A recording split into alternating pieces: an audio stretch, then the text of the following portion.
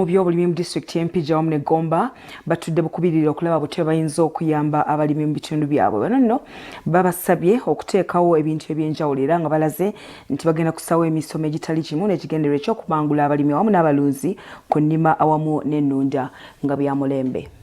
Agamu ku makubo omuntu mwayinza okuyita okufuna ejjamba mu nsawo bwe bulimi n'obulunzi, wabula abamu babadde batandise okuggwamu essuubi olw'omusana ogwaka ng'abalimi bangi wamu n'abalunzi omusana guno gubalese mu biwoobe.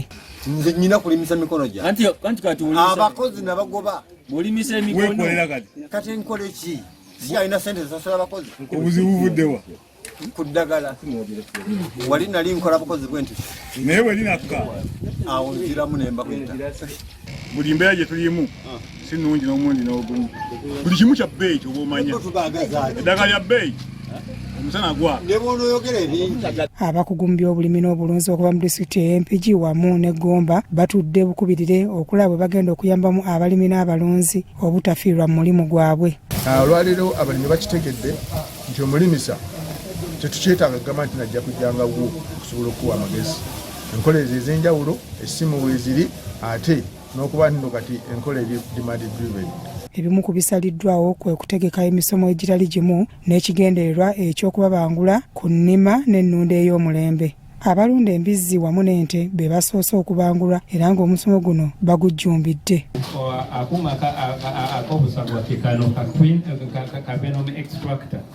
Abalimi nabo babanguddwa ku ndiisa, enzijanjaba wamu n'akatale. Akabizi ako olina making sure nti kayize bulungi okulya emmere.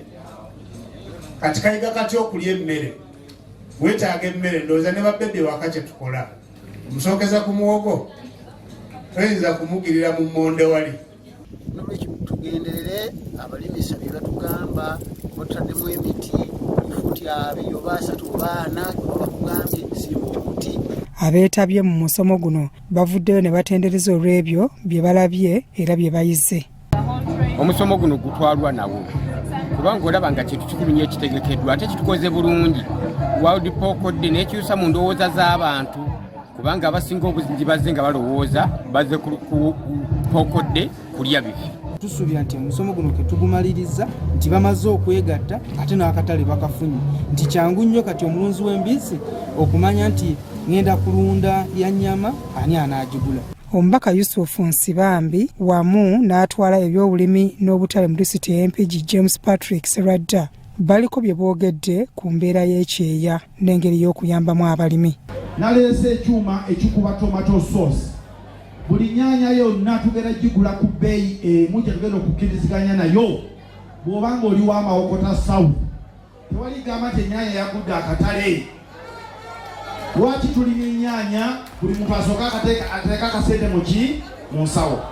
Ronald Kaziwe mukugu mu katale k'embizzi mu disitulikiti y'Empigi aliko byatangaazizza ku butale. Kwe kulaba nga tutunuulira olujegere lwonna olw'embizzi oba olw'embizzi okuviira ddala ku kugirunda ku kugiriisa mpaka ku muli. Ebiseera bingi bye tubaddewo nga tulina ebibuuzo bingi ebiri mu katale. Akatale keetaaga ennyama y'embizzi, keetaaga ng'ekigoddo kitono. Naye ng'abalunzi baffe abasinga balunda embizzi nga zirina ebigoddo binene. Kati nga tewaliiwo nkwatagana ya kikatale kye keetaaga nakyo engeri ki gye basobola kukolamu omulimu ogwo okutuukiriza ebyo akatale ke byetaaga. Byamutale mwa Kizito, Crossroads TV, Omunnyo.